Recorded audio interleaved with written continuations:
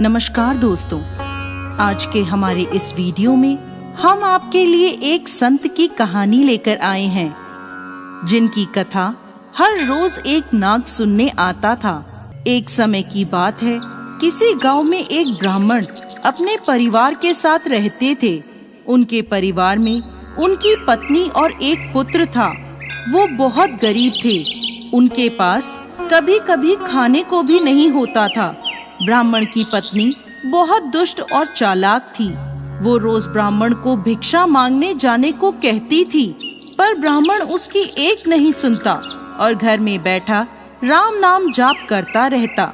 पत्नी के रोज रोज लज्जित करने पर ब्राह्मण एक दिन सुबह सुबह उठा और अपनी पोथी पत्रा उठाकर दूसरे गांव की ओर चल दिया। चलते चलते वो घने जंगल में पहुंचा और अंधेरा हो गया। वो वहां एक पीपल के पेड़ के नीचे बैठ गया और राम नाम जपने लगा। सुबह होने पर जब वो उठा तो पास के सरोवर पर स्नान करके वो आगे चला और दूसरे गांव में पहुंचा। गांव वाले उससे ना तो कोई कथा सुनना चाहते थे और ना ही कोई उसे भिक्षा दे रहा था।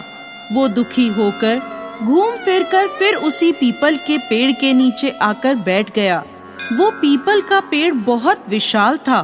उस पेड़ की जड़ में एक विशाल काला सांप रहता था। उस ब्राह्मण ने सोचा कि मेरी कथा तो कोई नहीं सुनता, ये कथा मैं पीपल के पेड़ को ही सुना देता हूँ, और अपनी कथा सुनाने लगा।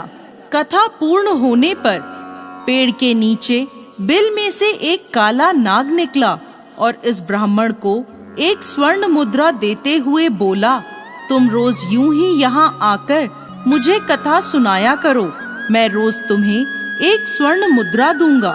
ब्राह्मण ने ये बात मान ली और नाग बोला, ये बात तुम किसी को भी मत बताना, तुम्हारे सब दुख दूर हो जाएंगे। ब्राह्मण रोज ऐसा ही करता। सुबह उठता, नहा धोकर अपनी पोथी पत्रा लेकर उस पीपल के नीचे पहुंच जाता और वहां बैठकर कथा सुनाता। कथा संपूर्ण होने पर नाग वहां आकर ब्राह्मण को एक मुद्रा भेंट करता। देखते ही देखते ब्राह्मण के खूब धन संपत्ति हो गई। पूरे गांव में ये चर्चा होने लगी कि ब्राह्मण के दिन कैसे बदल गए। ये जरूर कोई गलत काम करता है। ब्राह्मण के लोगों की बातों से कोई फर्क नहीं पड़ता था। वो नित्य अपना यही कार्य करता रहता था। एक दिन गांव की कुछ औरतें ब्राह्मणी के पास आईं और उससे पूछने लगीं कि आपके पति इतने धनवान कैसे हो गए? वो रोज कहाँ जाते हैं और रोज उनकी कथा कौन सुनता है? औरतों की बात सुनकर ब्राह्मणी के मन में शंका आ गई। उसने एक दिन अपने पति से पूछा कि आपको ये धन कहाँ से मिलता है, मुझे भी बताएं। ब्राह्मण बोला, तुम्हें इससे क्या मतलब है? ऐसा कहकर ब्राह्मण ने ब्राह्मणी की बात टाल दी। कुछ दिनों तक ब्राह्मण उसे टालता रहा, पर एक दिन ब्राह्मणी ने ब्राह्मण को मजबूर कर दिया। मजबूर होकर उसने अपनी पत्नी को नाग की सारी बात बता दी, जिस वजह से उसकी पत्नी के मन में लालच जाग गया और उसने ब्राह्मण के खाने में नशे की दवा मिलाकर उसे खिला दिया और अपने बेटे से बोली, बेटा तुम उस पीपल के पेड़ पर जाओ और उस नाग को मारकर उसकी सारी संपत्ति ले आओ। ब्राह्मण का लड़का ब्राह्मण का पोथी पत्रा लेकर वहां गया और पीपल के पेड़ के आगे बैठकर कथा सुनाने लगा। कथा पूरी होने पर वो नाग बाहर आया और उसको स्वर्ण मुद्रा देने लगा।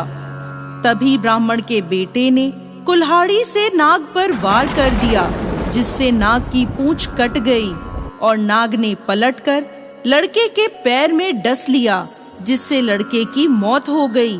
उधर जब ब्राह्मण उठा तो उसने देखा कि उसके पोथी पत्रा गायब हैं। वो समझ गया कि कुछ गड़बड़ है। वो जल्दी से पीपल के पेड़ के पास गया तो देखता है कि उसका लड़का वहां मरा पड़ा है। ब्राह्मण को देख नाग बाहर आया और बोला, ब्राह्मण, मैंने तुम्हें कहा था कि स्वर्ण मुद्रा की बात तुम किसी से नहीं कहोगे। अब तुम यहाँ से चले जाओ। तुम्हें तुम्हारे पुत्र का दुख है तो मुझे मेरी पूंछ के कटने का दुख है।